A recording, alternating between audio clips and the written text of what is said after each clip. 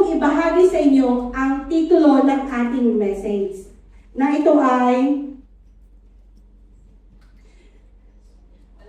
wala tayong clicker. When God shakes us. So ang ating passage ay mula sa 2 Chronicles 7:13 to 14. Basahin natin ito sa Tagalog. Isara ko man ang langit at hindi na umulan. Utusan ko man ang mga balang upang salantain ang lupain ito. Magpadala man ako ng salot sa aking bayan, ngunit kung ang bayang ito na nagtataglay ng aking karangalan ay magpagpakumbaba, manalangin, hanapin ako at talikuran ang kanilang kasamahan, papakinggan ko sila mula sa langit. Patatawarin ko sila sa kanilang mga kasalanan at muli kong pasasaganain ang kanilang lupain. May the Lord add more blessing upon reading His words. Shall we pray, mga kapatid? Hallelujah, Ama naming Diyos na makapangyarihan sa lahat. Salamat po, Panginoon, dahil ay tinipon mo kami sa umagang ito. Salamat din, Panginoon, sa mga kapatid na nakarating sa umagang ito na inuna, Panginoon, ang iyong kaharian.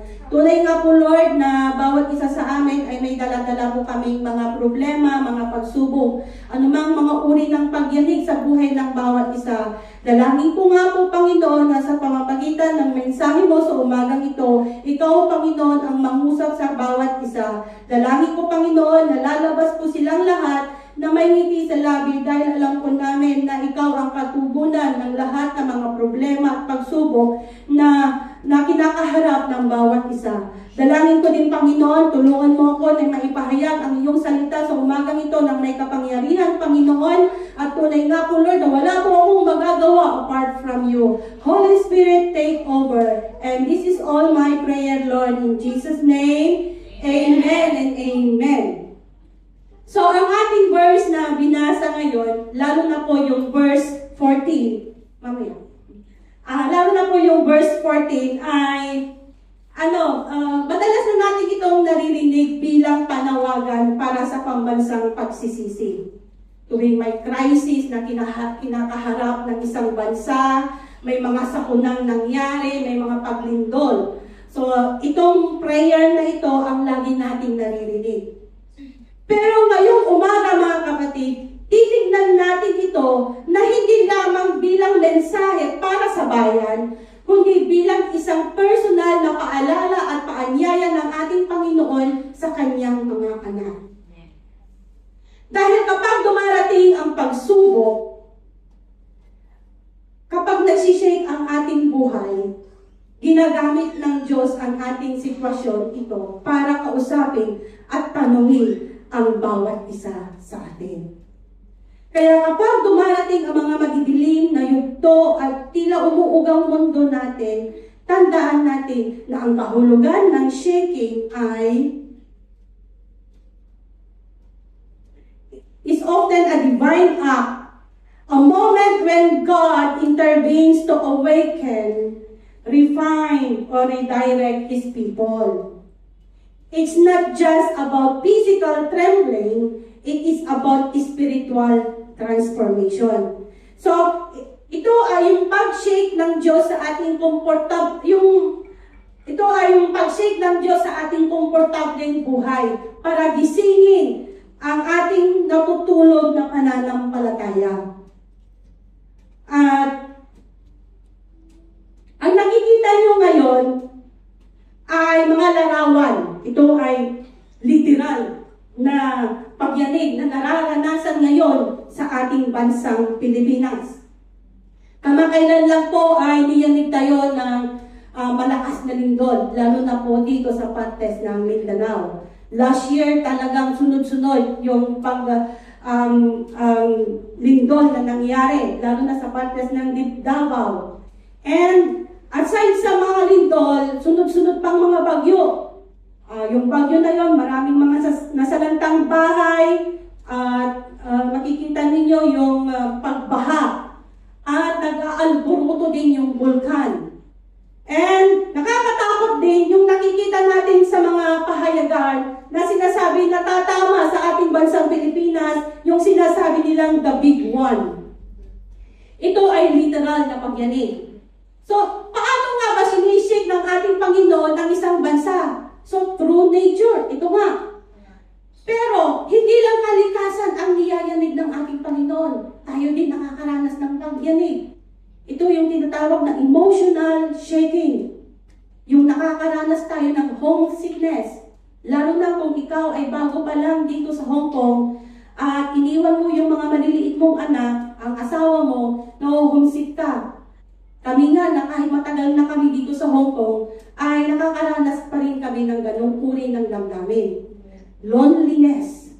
Nalulungkot ka kasi nga hindi mo kasama yung pamilya mo, ibang anak ang inaaruga mo, instead na sana yung anak mo, parang nalulungkot ka na hindi mo magawa yung bagay na nais mong gawin sa mga anak mo. And then, nagse-self-pity ka din, nasishake ka sa self-pity mo, na nayayanig ka na dahil nga ang napunta sa iyong amo ay hindi siya generous. Puro na lang choy sang at noodles. Buti pa sila, kumakain sila ng pork chop. Samantalang ikaw, ketchup. Hindi talaga nagse-self-pity ka na. Kawawa naman ako. And then, stress. Yan, nayayanig din tayo. Lalo na pagkatapusan. Laging nagpaparandam sila Judy at Jonah. Talagang tumatawag na sila. Ate, anak, Judith na tayo sa inuhulugan nating motor. At nag-Jonah yung 3 buwan nating kuryente. Talaga, ang lahat ng mga bagay na ito ay nagpapayanig sa atin. And then, marital shaking din. Yung relasyon ninyong mag-asawa, hindi maayos. Dati, iniwanan mo naman siyang maayos kayo. Ang ganda nga ng plano mo. Pero nung nandito ka na sa Hong Kong, biglang nagbago si Lokong. Naging ABS na siya. Alak, babae, scatter. Lahat na lang nasa kanya. All of the above. Ano na lang ang gagawin mo? And then, physical shaking. Ito, marami tayong mga karamdaman sa ating katawan. Dito sa Lifeway, ang daming nagkasakit. Kaya nga last Sunday, marami pong bakante dahil nga maraming nagkasakit ng mga kapatiran natin. Ang mahirap pa dito, nagkasakit ka na nga, pero hindi kailangan na yung kailangan pa rin na magtrabaho ka. Naalagaan mo pa yung sarili mo. And then, meron pa yung may karamdaman ka, nagpa-check up ka sa doktor, yung pananakit ng tiyan mo, pero nung lumabas yung diagnose, ay, cancer na pala. Stage 7. Wala na palang lunas. Now, hindi lang yung physical shaking ang ating nararanasan, kundi spiritual shaking. Yung dating kapatid na mainit sa Panginoon, talagang andito siya, lagi siya every Saturday nandito. Pero dumating yung panahon, yung kapatid na yun, kung makapagpuri siya sa Panginoon, ang lakas-lakas pa. Hallelujah, praise the Lord! Habot hanggang sa NTR kung makasigaw siya ng praise the Lord. Pero dumating yung panahon na na-shake siya ng kanyang pananampalataya, yung dating sister na sumisigaw ng praise the Lord ay naging erase na Lord na siya. Hindi na niya priority ang ating Panginoon. Nawala na siya sa kanyang banal na presensya. So mga kapatid, sa lahat ng mga binanggit kong ito sa inyo, paano tayo tumutugon? Sabi nga ni Billy Graham, God may shake your life to remind you that your foundation must be in Christ alone. Everything else is sinking sand. Sabi ni Billy Graham. So, ang pananampalataya kay Kristo Jesus ang tanging nagbibigay ng tunay na katatagan, ang tunay na pag-asa sa gitna ng kahuluhan, sa gitna ng mga problema na nararanasan mo. So, ang lahat sa mundong ito, gaya na lamang po yung pera, nawawala yan. Dadaan lang yan sa kamay mo. Mamaya, wala na. Kasasahod mo lang, wala na pa. Yung allowance mo na lang. Trabaho. Hindi mo namamalayan, terminate ka na pala. Hindi nagtatagal yan. Huwag mong ipagyabang yung posisyon mo. Panandalian lang yan. Yung relasyon mo. May iniwan kang asawa doon, pagbalik mo, wala na. nasa ibang bakod na. Pati din yung talino natin, hindi mo dapat yan ipinagmamayabang. Dahil darating ang panahon, mawawala din yan. Pag 80 ka na, nawawala na. Hindi ko na nga maalala yung pangalan mo. Hindi ka na nga marunong umuwi sa bahay ninyo. At yung kaldero, ginagawa mo ng sombrero. Nawawala ang lahat ng mga ito. Pwedeng maglaho sa isang iglap lang, mga kapatid. Pero mga kapatid, ang pag-ibig at presensya ng ating Panginoon ay hindi kailanman magbabago. Amen? So, sabi nila, malapit na, July na, August, September na, Berber na. Magbabago na ang panahon. Ang masasabi ko naman, nagbabago ang panahon, hindi ang Panginoon. Amen? So, ngayong umagaw mga kapatid, meron akong 3 puntos na nais kong ibahagi sa inyo na kapag ang Diyos ay niyayanig tayo. So, ang preaching na ito, nais ko na ang goal ko sa umagang ito ay magkaroon tayo ng mas malalim na pagkakaunawa sa pagtutuwid ng Diyos. At yung pangalawa ay handa tayong tumugon sa kanyang pagwawasto. So, ang ating unang punto sa umagang ito ay when God shapes us, it is a redemptive review. Pagsaway na may layuning magligtas. When I shut up the heavens so that there is no rain, or command locusts to devour the land, or send a plague among my people. Ang background po ng text na ating binasa ay ito yung panahon na kung saan si Haring Solomon ang namumuno. At yung panahon na ito ay tinatawag na Golden Era ng Israel. Ito yung panahon na kung saan ay pinakamasaganang panahon ng Israel. May kapayapaan, may naitayo na ang napakagandang templo ng Diyos. At talagang napakasagana ang lahat. Very happy sila. Pero, and then ito, makikita natin na si King Solomon ay nag-alay siya ng panalangin sa Panginoon. At meron din silang handog sa Panginoon bilang dinededicate nila ang templo. And natuwa ang ating Panginoon at bumaba mula sa langit ang apoy at tinubok ang kanilang handog na yung mga offering na yan. So, ang templong ito ay ginawa para ito yung sentro ng kanilang panalangin at pagsamba. And then after ito, isang gabi, nagpakita ang ating Panginoon kay King Solomon sa panaginip. At ito ang sinabi at yung binasa nating verse kanina, na verse 13, yun ang sinabi ng Panginoon. Bakit kaya ganun yung sinabi ng Lord kay King Solomon? Nagbabala siya.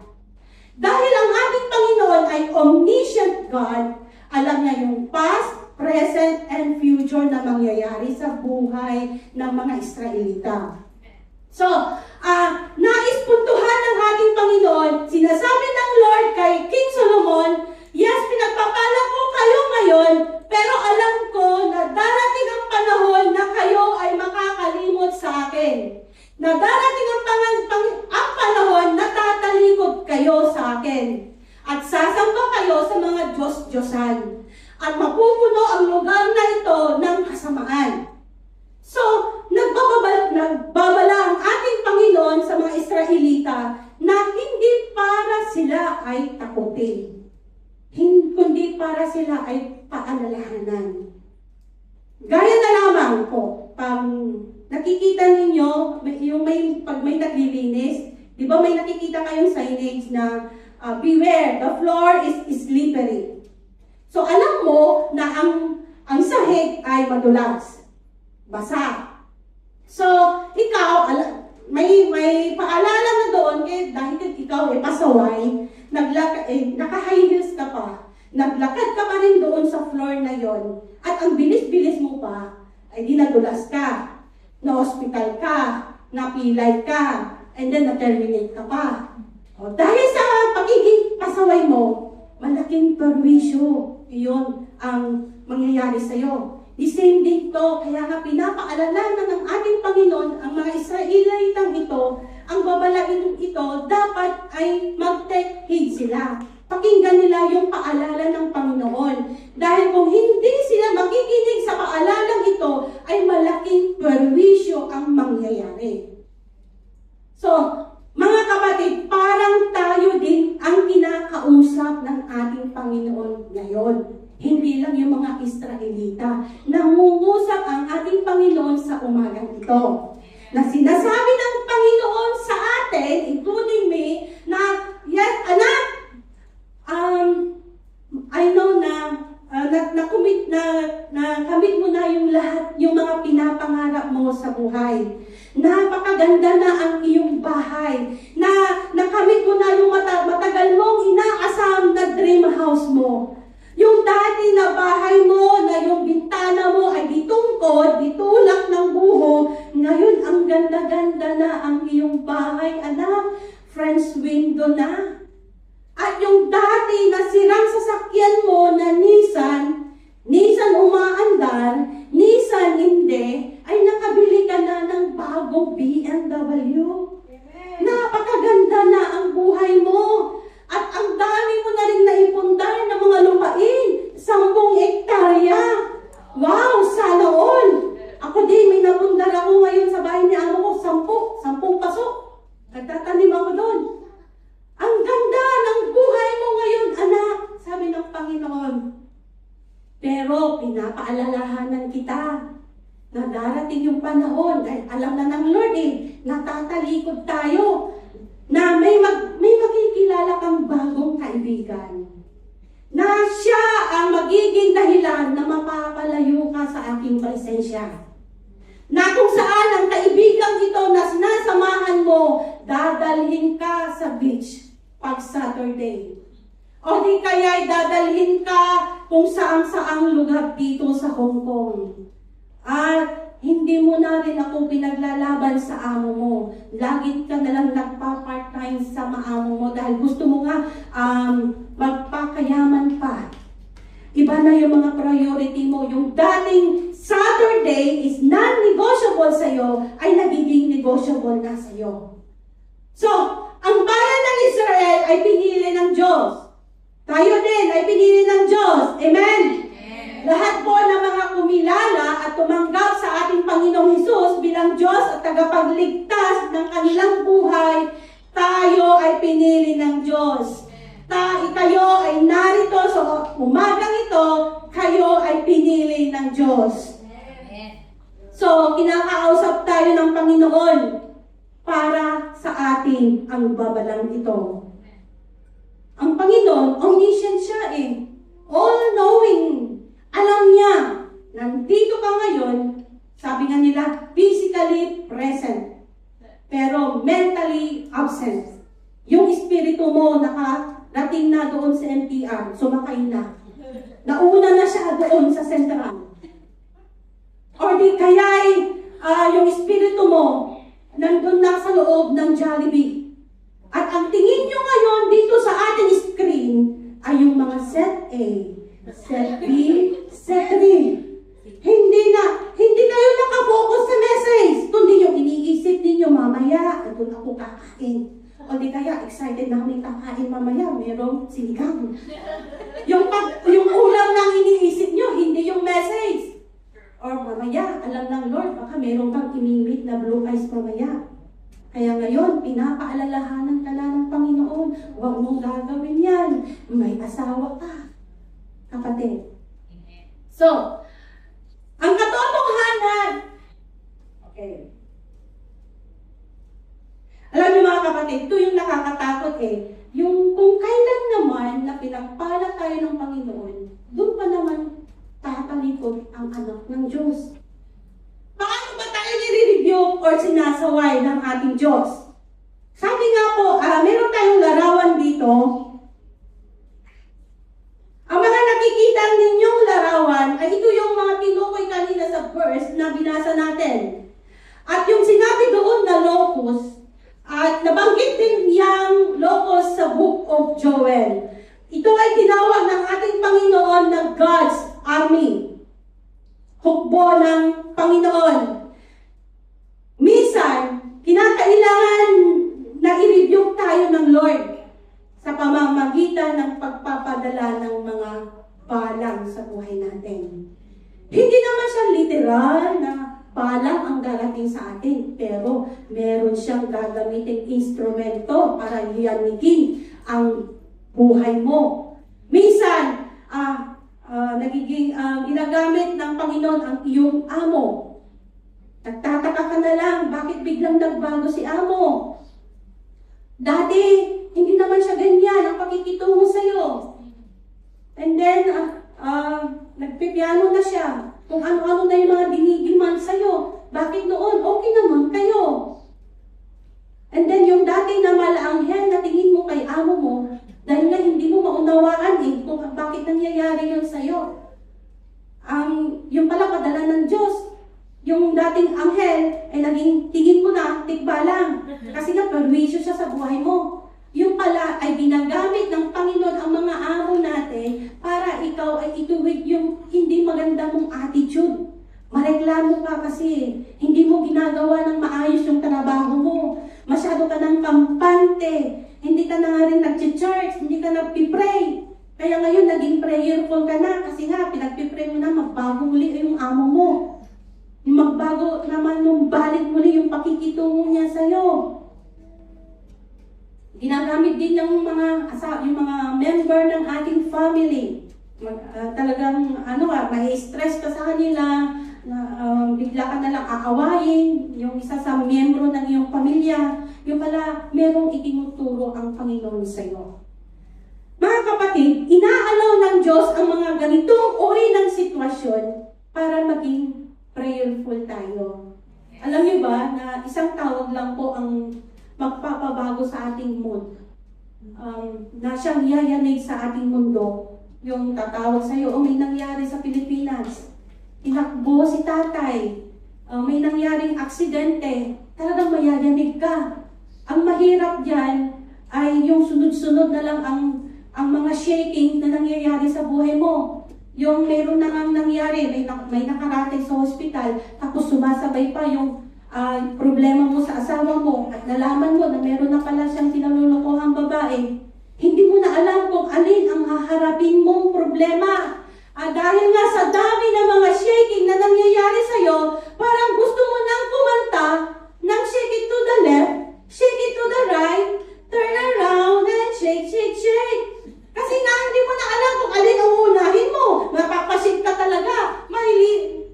Mahihilo ka sa dami ng mga problema na nararanasan mo.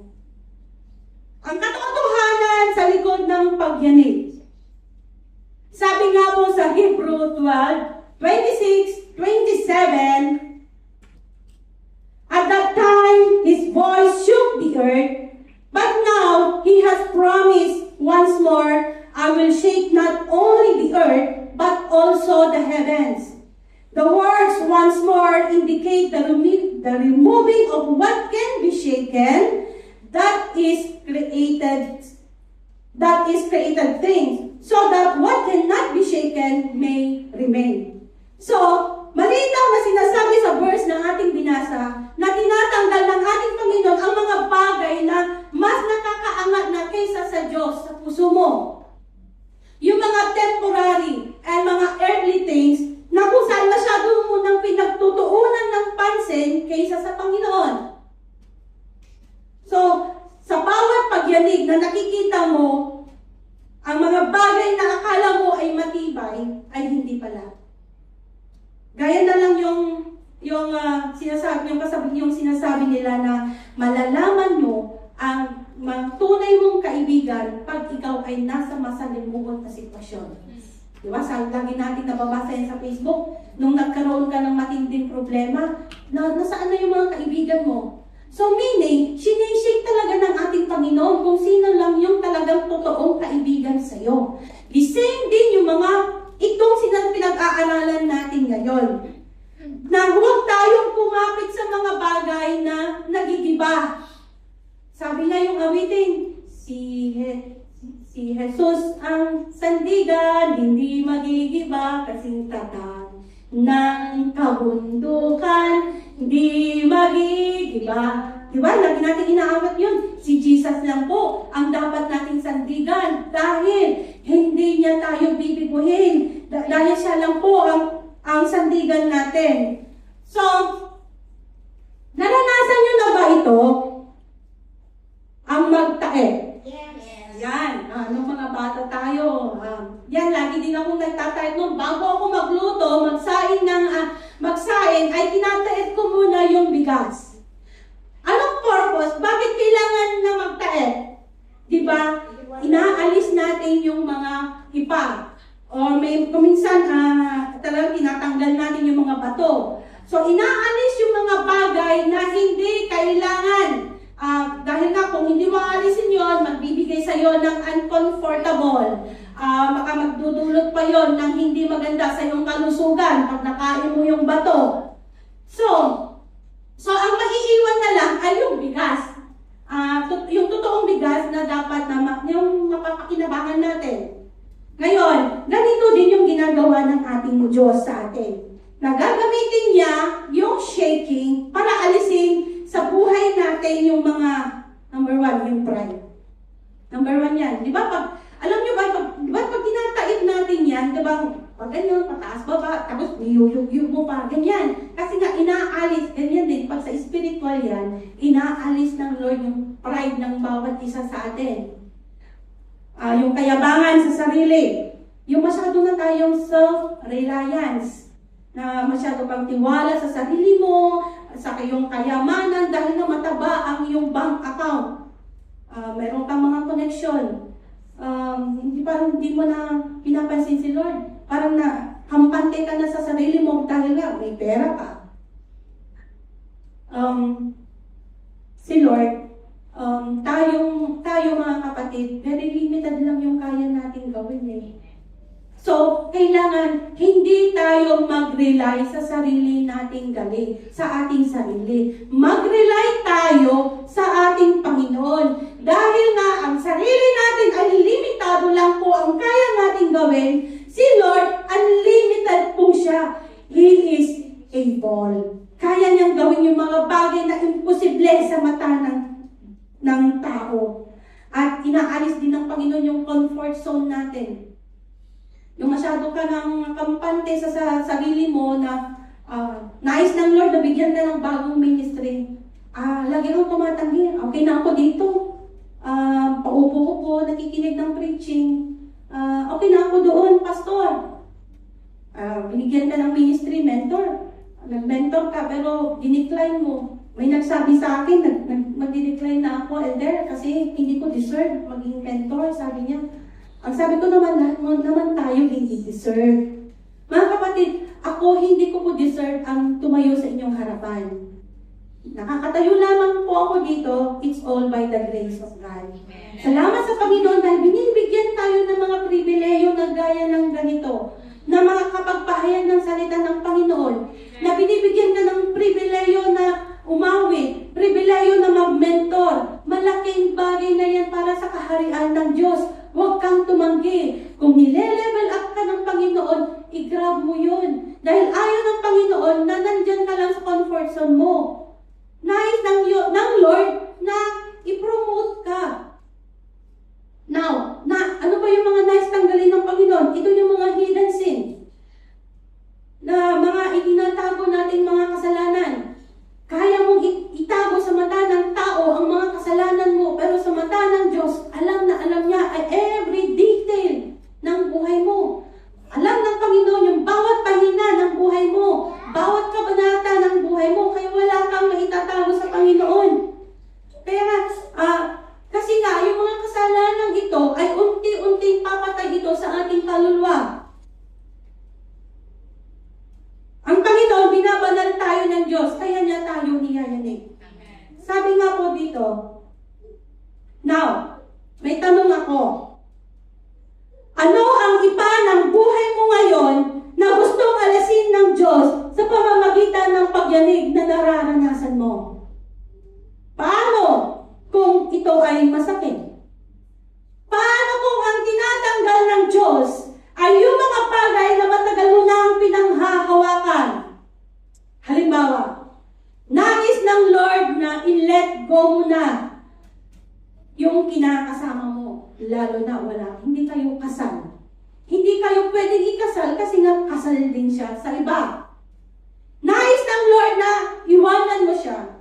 Of course, napamahal na yan sa'yo. Talagang, kasi yan, napapakinabangan mo siya, nagpapadala ng pera. Mahal na mahal mo siya. Mahirap mong i-let go eh. Kaya ngayon, dito na kailangan, at dito na papasok yung Proverbs 3:11. My son, do not despise the Lord's discipline and do not resent His rebuke, because the Lord disciplines those He loves, as a father the son He delights in. So, ang pagdidisiplina ng Diyos ay hindi tanda ng galit, kundi tanda ng Kanyang pagmamahal sa atin. So, almost lahat tayo dito ay mga magulang. Pag nakikita mo yung anak mo na hindi na maganda ang kanyang ginagawa, siyempre sisitahin mo yan. Kailangan itigil mo yan, anak, yung mga ginagawa mo dahil mapapaliwara ka, masasaktan ka lang kung hindi mo ititigil. So bilang magulang talagang didisiplinahin natin, nire-rebuke natin ang mga maling ginagawa ng ating mga anak. Alam niyo yung mga anak ko, pag gano'n na may nagawa silang pagkakamali or may something na talagang na-hurt ang aking feelings, ay minsan, sabi nila, alam ko na, magpapajikas to. Dahil nga hindi ako natuwa sa kanila, instead na yung hinihingi nila sa akin na 500, magbibigay, siyempre, anak ko hindi ko matitiis. Pero dahil hindi ako natuwa, 100 na lang ibibigay ko. Ganyan din tayo. Alam nyo, nagtataka kayo, bakit kaya parang nawi-withhold yung mga blessings sa buhay natin? Bakit kaya instead na pagpapala ang hinihingi mo sa Lord, pagpapalo naman yung natatanggap mo? Kasi nga, merong wini-withhold ng Lord ang mga bagay na yun kasi hindi ka naman kasi nakikinig sa mga sinasabi ng ating Panginoon. Hiwalayan mo. Sabi ng Lord, hindi naman. Mas lalo ka pang sumunod sa yung kinakasama mo. Tandaan natin ang katotohanan nito. God does not discipline to destroy, but to deliver. His rebuke is not rejection, it is redemption, sabi ni Charles Spurgeon. Mga kapatid, kung ikaw ay niyayanig ng Diyos, huwag mong isipin na, sinusukuan na ako ng Panginoon. Hindi. Isipin mo, sinusundo ka ng Lord pabalik sa Kanyang presensya. Amen? At dyan na po papasok ang ating second point. Response to repentance. If my people who are called by my name will humble themselves and pray and seek my face and turn from their wicked ways. Pansinin ninyo ang unang salita, if. Sa English yan, ito ay tinatawag nilang conditional statement. Ang ibig sabihin, may kondisyon. So, gusto nating lahat yung pangako ng Diyos. Pagpalain tayo, wow, yan na, number 1, pagpalain, patatawarin, at pagagalingin tayo sa anumang uri ng ating karamdaman. Ang pagpapala ng Diyos ay may kalakip na responsibilidad mula sa atin. Kanino ba niya sinasabi ito? Yung if my people. Ito ay tumutukoy sa mga Israelita, yung mga God's covenant people. Pero sa bagong tipan ito, mas pinalawak pa para sa ating lahat. Ito ay para sa atin na tinawag ng ating Panginoon. So, kung ating hihimayin ang verse na ito, ano yung 4 na kondisyon ng totoong pagsisisi na hinihingi ng Diyos kapag niyayanig niya tayo? Number 1 is yung humble themselves. Magpakumbaba. So, ang tunay na pagsisisi ay nagsisimula yan sa pagpapakumbaba. Kapag niyayanig ka ng problema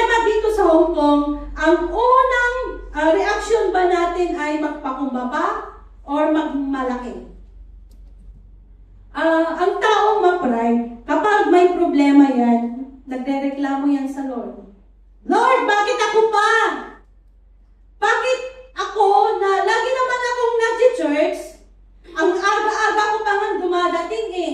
Never pa akong na-late, Lord. At nagtagais naman ako. Sinusuportahan ko naman ang iyong iglesia. Bakit sa akin mo pa ibinigay yung ganitong uri ng problema? Bakit hindi na lang dito sa katabi ko? Namasa. Masandal lang tulog. Naidlip na. Bakit hindi na lang dito sa katabi ko na wala na siyang ibang ginawa? Kundi mag-church lang siya pag-feel niya. Unfair? Kami na lagi natin sinasabi kay Lord, unfair ka, Lord. O kaya naman, gagamitin natin ang sarili nating diskarte o lakas para ayusin yung sarili nating problema. Hanggang kaya mo pang ayusin ang problema mo, hindi tayo lumalapit sa Diyos. Pride yan. Ang pagpapakumbaba ay ang pagsasabi na, Lord, hindi ko na po kaya. Wasak na ako. Kailangan kita, Lord. Ito ay ina-admit natin sa ating sarili na without God, we are nothing. Amen. Ang taong may inaalaga ang fried chicken sa kanyang puso, mahirap yan sa kanyang sabihin, sorry. Sorry, ma'am. Hindi yan magsusorry.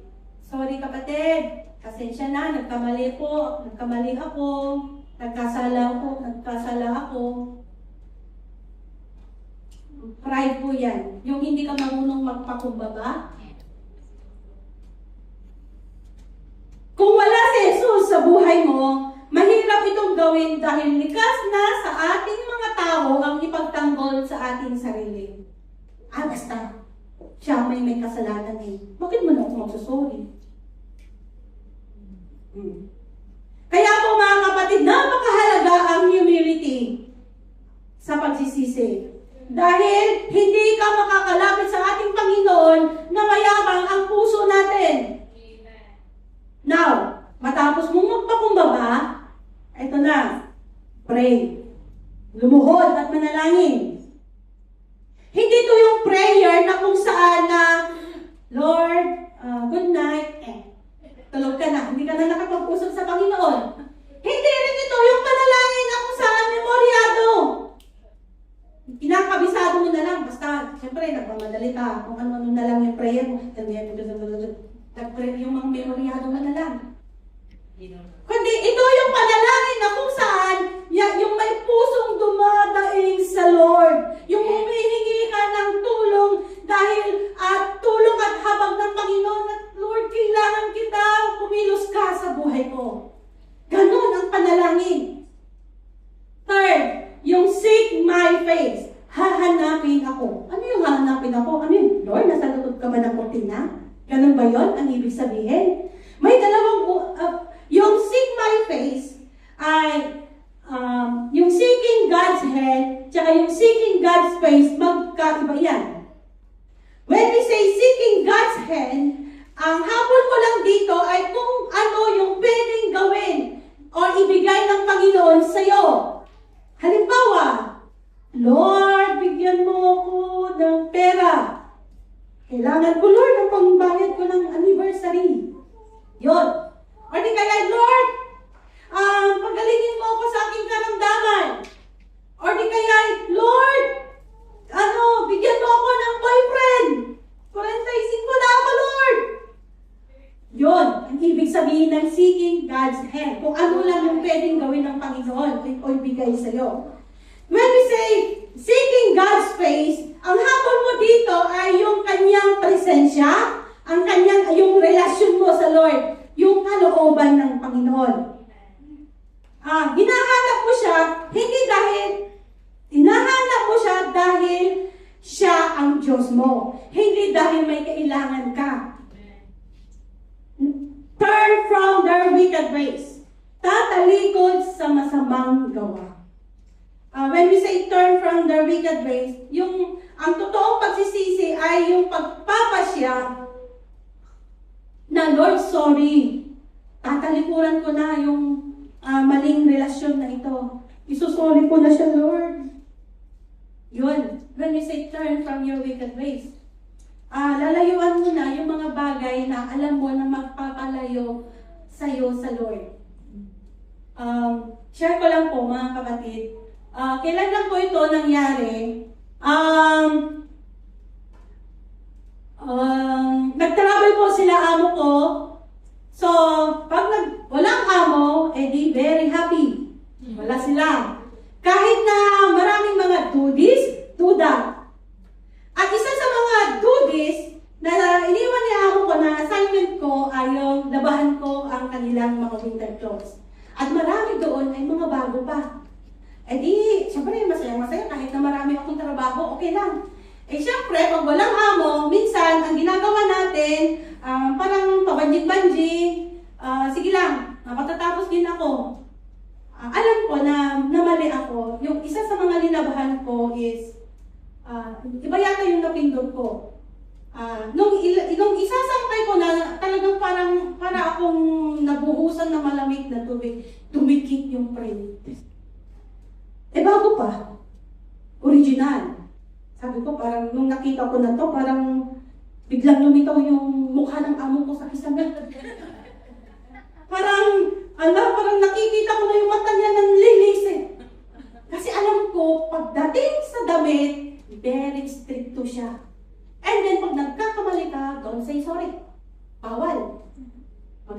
And then, edi, na-stress na ako, nawala na yung joy ko, na dati very happy, very sad na. Edi, alam niyo ba, hindi ko ako lumapit sa Lord. Ganyan tayo, ma-pride tayo. Ang unang sumagi sa isipan ko, tinignan ko, paano ko kaya i-repair to? Di alanganin.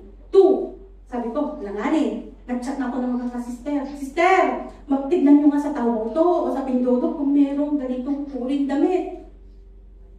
Siguro kung meron man silang mahanap, I'm sure yung quality. So, stress na naman ako. O di kayo sa mall na lang. Malapit kami sa festival walk. Kung makakahanap ako ng ganun din style, kaya lang nagkaroon ako ng anxiety. Wala akong ganung pera.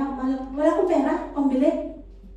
So, ang sabi ng kapitbahay ko, itapon mo na lang.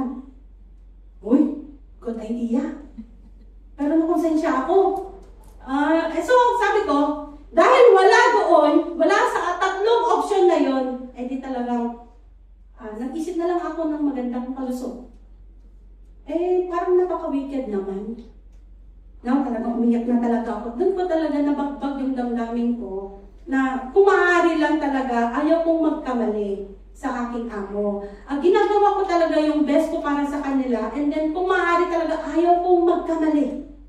Now, umiiyak na ako sa Panginoon, for 3 days na lang, parating na sila.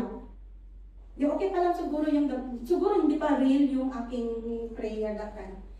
Lord, tulungan mo ako na kung ano kayang gagawin ko sa damit na ito.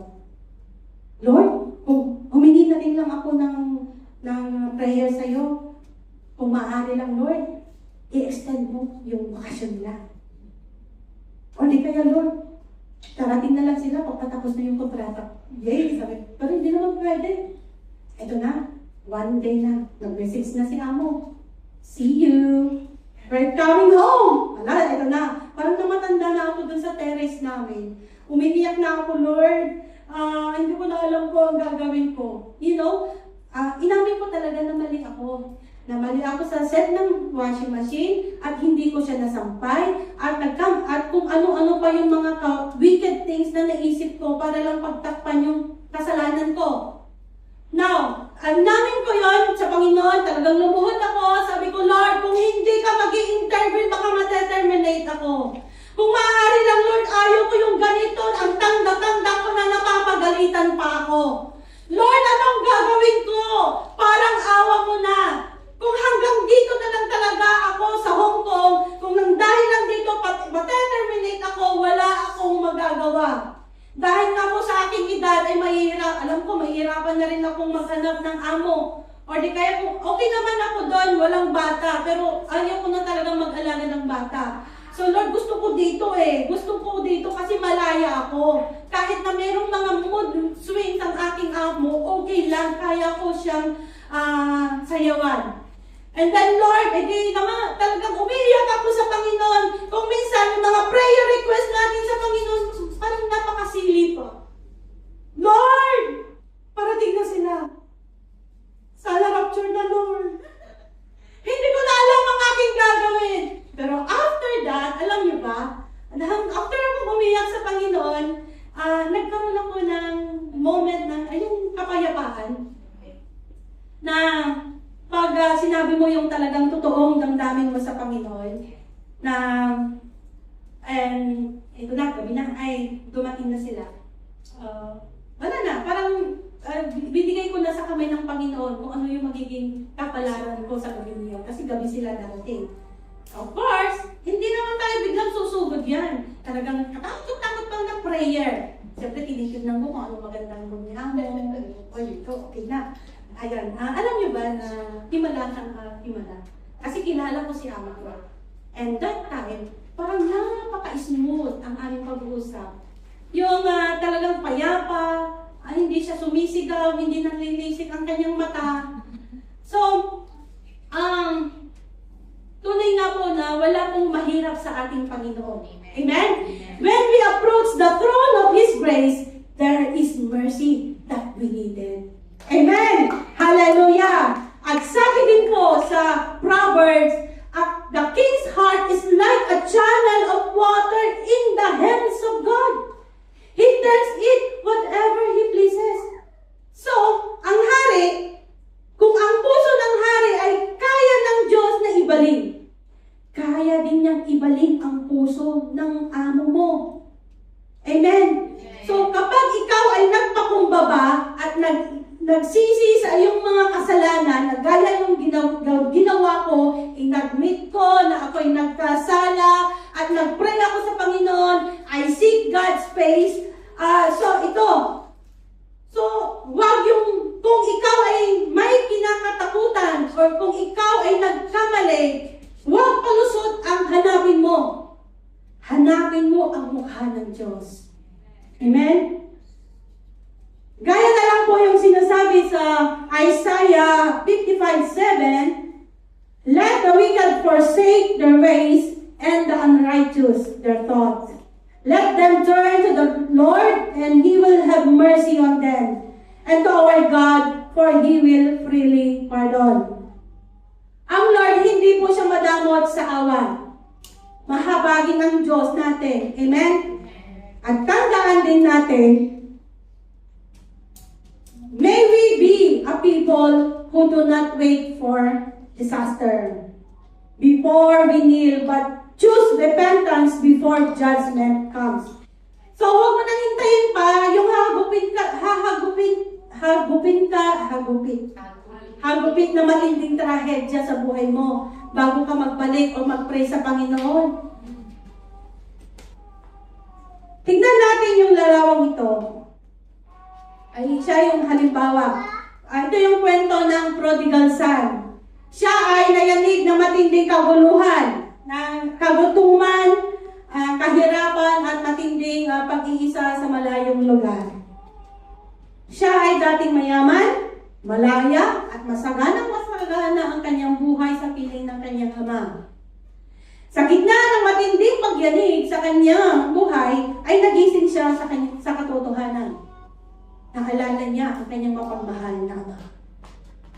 Naalala niya yung mga kasaganaan, ang daming mga pagkain na nakahanda sa mesa. Ngayon ay kasama niya yung mga baboy. So, na-realize niya ang kanyang kasalanan at ang maling mga desisyon na ginawa niya sa buhay niya. So, ang ginawa niya ngayon, siya ay bumalik ng pakumbaba, nagsisi, at nagpasyang magbago. When God shakes us, it's not to destroy us. It's to awaken us. Just like the prodigal son. Sometimes, shaking is the only thing that brings us back home to God. So, ang Diyos, Ama, ay gayon na lang po ang kanyang pag-ibig ng sangkatauhan. Kaya pinadala niya ang kanyang bugtong na anak na si Jesucristo upang tayo ay magkaroon ng kapatawaran sa pamamagitan ng kanyang ginawa sa cross ng Kalbaryo.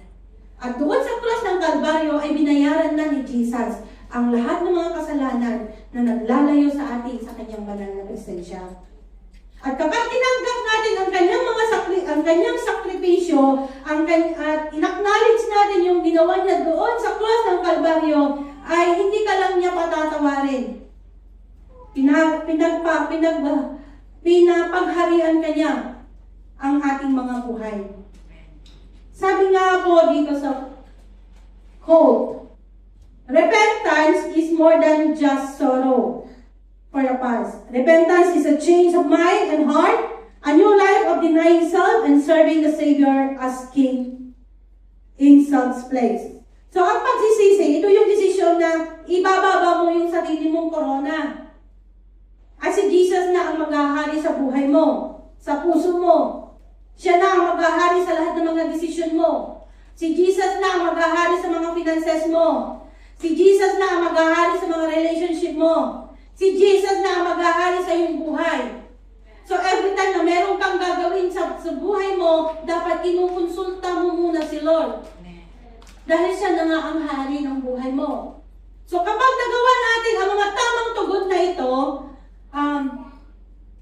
doon na mararanasan na natin ang pangako ng Diyos. So ito na ang ating pangatlong point. Our final point is reward for restoration. Reward to restoration. Then I will hear from heaven, and I will forgive the sin, and I will heal their land. So tingnan natin ang tatlong gantimpala ng pagbabalik loob.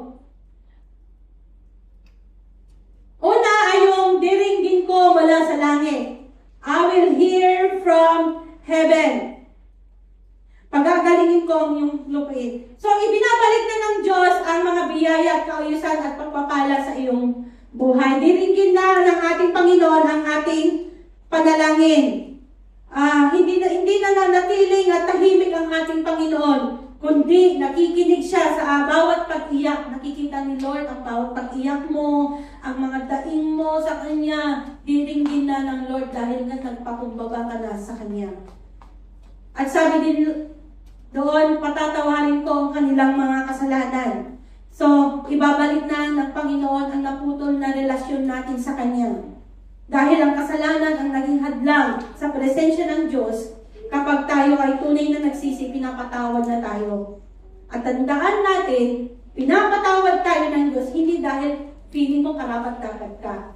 Pinapatawad tayo ng Diyos dahil siya ay mahabagin. And then, number 3, pagagalingin ko ang kanilang lupahin. So, ano man yung mga nawala sa inyo noon, ibabalik ng Diyos yan sa kaayusan at mga pagpapala sa buhay mo. So, gaya na lang po yung sinasabi dito sa Joel 2:25. Ibabalik ko ang lahat ng nawala sa inyo. Nang pinsalain ng katakot-takot na balang ang inyong mga panuning. Ako ang nagpadala ng hukbong ito laban sa inyo. So, naalala niyo ba yung pinag-aralan natin kanina sa point 1? Yung mga balang na pinag-usapan natin doon. Ang mga crisis, yung mga problema, yung mga pagsubok, yung mga sakuna na yumayanig sa buhay natin. Sabi ng Lord, kaya niyang ibalik ang lahat ng mga nawala ng dahil sa mga sakunang yun, ng dahil ng mga crisis na inalaw ng Lord na mangyari sa'yo.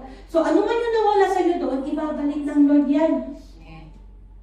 Ang mga kabiguan na ito, yung mga panghihinayang, yung mga pangarap mo na gumuho dahil nasira ito dahil sa nagawa mong kasalanan at dahil sa mga maling desisyon na nagawa mo sa buhay, mga pagkakataon na niloko ka, na hindi ka binayaran, na pinagsamantalahan ang iyong kahinaan. Kung hindi ka binayaran, sabi ng Lord, ibabalik niya lahat ang mga ito sa kanyang kaparaanan. Sabi nga dito sa 1 Peter 5:10, and the God of grace who called you to His eternal glory in Christ, after you have suffered a little while, will Himself restore you and make you strong, firm, and steadfast. So, ang mga shakings o paghihirap na nararanasan natin ngayon ay pansamantala lamang po yan. Parang yung gabi, dadaan lang yan. At pag-uumaga, masisilayan mo din ang liwanag. Pagkatapos mong kilalanin si Jesus sa buhay mo, hindi lang pagpapatawad ang mararanasan mo, kundi pinapatibay pa at pinapalalim ng ating Panginoon ang ating pananampalataya sa Kanya. At bibigyan din tayo ng bagong lakas. Sabi nga ni Jesus, na the thief comes only to steal and kill and destroy. I have come that they may have life and have it to the full. So, hindi lang po dumating si Jesus para iligtas tayo mula sa dagat-dagatang apoy pag tayo ay namatay na.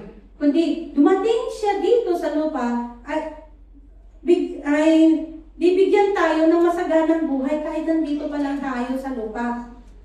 At ang buhay na ito ay buhay na may layunin. Hindi ka nilikha ng Panginoon na tagalimit ka lang sa pamilya mo.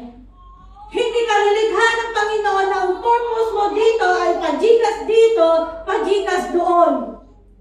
Hindi rong padala ka ng package, yun lang ang purpose mo sa pamilya mo. Hindi, mga kapatid, pag si Lord, ano yan malawak ang purpose ng Panginoon sa buhay natin. Mayroong mas malaking plano ang Diyos sa buhay mo. Ang masaganang buhay na ito ay hindi lang tungkol sa material na pagpapala. Ito ay buhay na may direksyon, buhay na may kapayapaan sa gitna ng unos, buhay na may patuloy na presensya ng Diyos sa atin. Sabi nga po ni Rick Warren, Jesus came to restore what was lost in the garden. Our relationship with God, our purpose, and our peace. Nung nagkasala sila Adan at Eva, naputol ang ating ugnayan sa Diyos. Ngunit, ang tatlong bagay na ito na nawala noon sa Garden of Eden, yung relasyon, yung layunin, at yung kapayapaan, ay muling ibinalik ng ating Panginoong Hesukristo. Amen! Sa bawat tumutugon sa kanyang paanyaya. Sa pamamagitan ng kanyang kamatayan at muling pagkabuhay. So, binuksan niya muli yung daan pabalik sa kanyang presensya. Nais ko pong tapusin ang aking mensahe sa isang kwento ni King Manasseh. Siya ay hari na kung saan ay kilala siya sa napaka-notorious, pinakamakasalanan at pinakamasamang hari ng Juda. Sumasamba siya sa mga Diyos-Diyosan. At nagtayo din siya ng mga altar sa loob ng templo ng Diyos. At ang isa pa sa pinakamasamang ginawa niya yung ang kanyang mga anak ay inaalay niya burnt offering. At ayun na nga, nilapastananganan na nga niya ang templo ng Diyos at siya pa ang naging way na kung saan ay dinala niya ang buong bansa sa kasamaan. Ginamit niya ang kanyang posisyon na pagiging hari para ang lahat ng kanyang mga nasasakupan ay maging masama din sila. Parang normal na lang sa kanila ang magkasala. Ngunit, dumating yung panahon na kung saan niyanig siya ng Diyos. Sinalakay siya ng mga Syrians. Ang dating makapangyarihang hari ay dinakip. At tinalingan pa siya at kinawit yung ilong. Anong klase yun? Parang yung baka at yung kadena, may nilagay sa kanyang ilong. Parang kalabaw na kinadena. At kinadena din ang kanyang mga kamay at kinalagkad patungo sa Babylonia. Ito ay isang kahiyahiyang ginawa ito para sa kanya. Para siyang hayop. At doon sa madilim na kulungan, sa gitna ng matinding pagyanig at kahihiyan at pagdurusa na kanyang naranasan, doon niya naalala, lumapit siya sa ating Panginoon.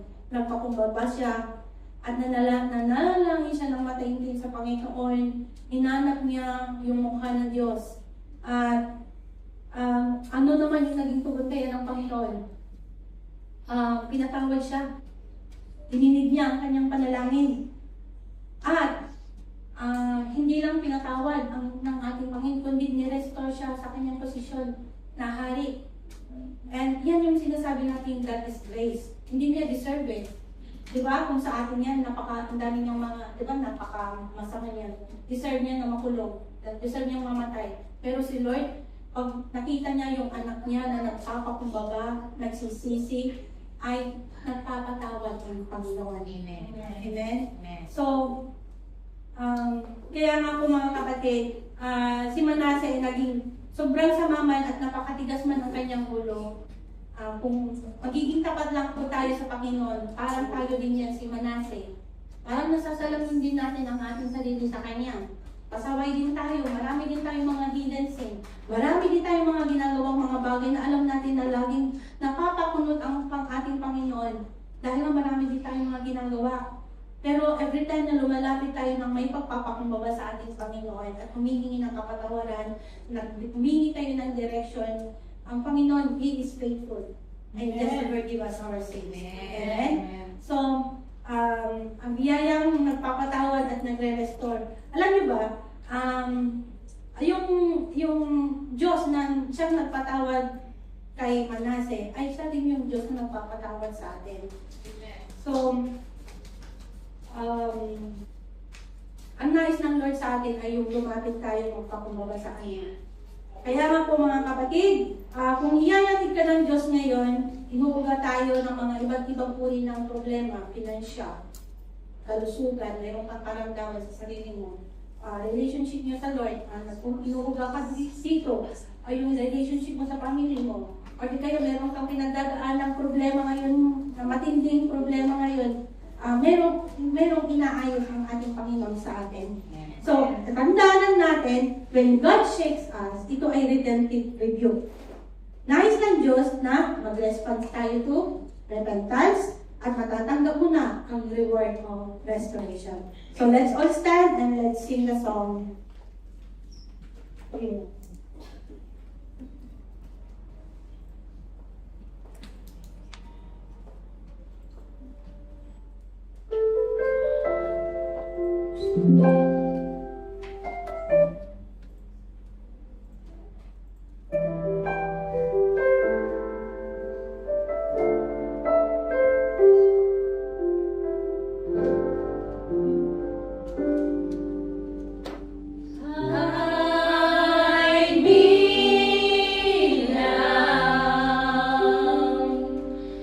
Under your wings.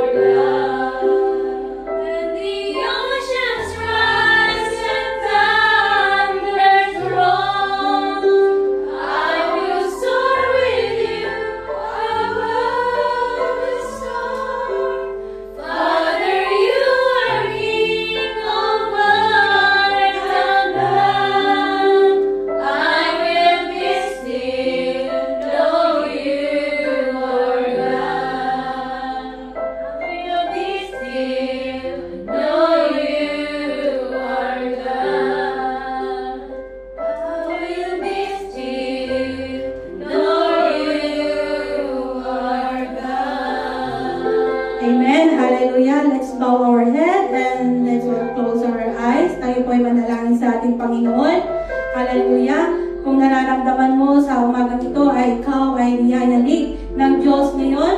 Huwag mong sayahin ang umagang ito na ikaw ay makalapit sa Panginoon. Baka ito na yung panahon ng pagbabalik loob mo sa Panginoon. Ito na yung pagpapatawad at i-restore ng Panginoon ano man yung mga nawala sa iyo. Mga kapatid, hindi ko kayo kilala. At si Lord lang ang nakakaalam kung ano yung mga pinagdadaanan ng bawat isa sa atin. Kung meron man na partes na sa iyong buhay na alam mo na niyayanig ka ng Panginoon. Niyayanig ka ng Panginoon, hindi ikaw ay para ikaw ay saktan, kundi ikaw ay para gisingin niya sa iyong natutulog na pananampalataya sa Kanya. Kaya nga kapatid, inaanyayahan ko po ang bawat isa sa inyo, ang mga napag-aralan natin kanina, kung piling mo ikaw ay kinakausap ng Panginoon sa umagang ito at meron kang mga pinagdadaanan na alam mo napakahirap na sitwasyon ka ngayon at alam mo na hindi mo ito makakaya apart from the Lord at nais ng Panginoon na magpakumbaba ka sa umagang ito dahil yan ang nais ng Panginoon para ma-receive mo yung restoration na nais na ibalik sa iyo ng Panginoon. Ngunit bago ma-receive ang mga kagalingan na ito, ano man yung mga nais mo na matanggap sa umagang ito ay nais ng Panginoon ay ikaw ay magpakumbaba sa Kanya sa umagang ito.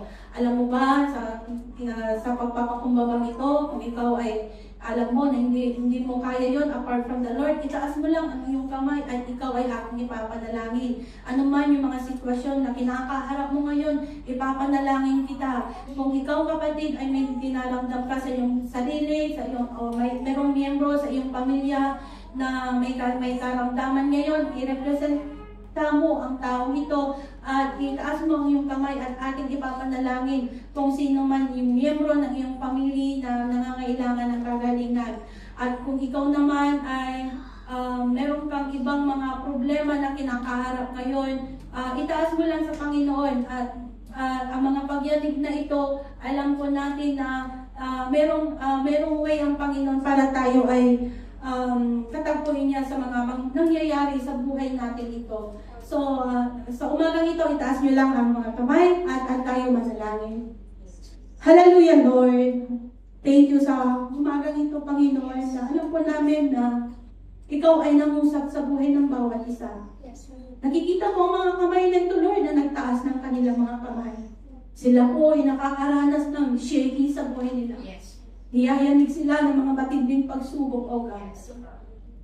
Lord, ikaw lamang po nakakaalam, ikaw nakakakilala lang kanilang mga pinagdadaanan ngayon. Dalangin ko, Lord, ano man yung mga kabigatan nila, Panginoon. Bigyan mo sila ng kagaanan, O God. Maunawaan nila, Panginoon, bakit nangyayari ito, Panginoon. Lord, kahit na sabihin nila, Lord, nananampalataya naman sila.